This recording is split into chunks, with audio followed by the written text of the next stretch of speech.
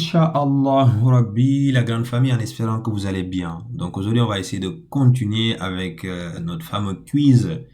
Voilà, je vous explique pour ceux qui viennent d'arriver, déjà bienvenue.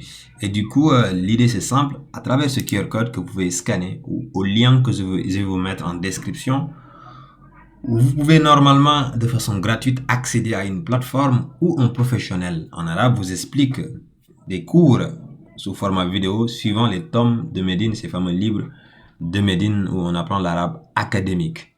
Donc du coup, normalement, si vous suivez bien ce professionnel, vous devriez pouvoir répondre à ces questions sous forme de révision, bien évidemment. Parce que moi, je suis pas un professionnel, je suis étudiant comme vous. Je veux juste qu'on se motive ensemble de par la grâce d'Allah pour maîtriser l'arabe, qui est important pour comprendre notre chère religion, notamment le Coran, la Sunna des prophètes, tout ce qu'il faut comprendre. Parce que souvent, la traduction, ça trahit vraiment le sens. On fait avec quand on n'a pas l'arabe en maîtrise, mais l'idéal, c'est vraiment de parler l'arabe. Qu'Allah nous facilite. Alhamdulillah Rabbil Alamin. Donc, on continue, on s'était arrêté à la 6e question.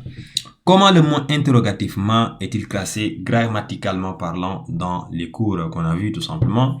A. Comme une particule en harf. B. Comme un nom en isme. C. Comme une préposition. D. Comme un verbe, c'est-à-dire en fi'l. Ma, c'était un nom interrogatif, donc je pense comme un non, il me semble. N'hésitez pas à mettre en pause pour répondre avant qu'on continue. Voilà, donc on va continuer, Inch'Allah Rabbi. Bingo. Parmi les exemples suivants tirés du premier document, lequel est un isme, un mot, un nom, excusez-moi, qui désigne un temps? A. Le passé, al-madi. B. Aujourd'hui, al-yaoum. C. Écriture, kitabun. D. Mosquée, c'est-à-dire masjid.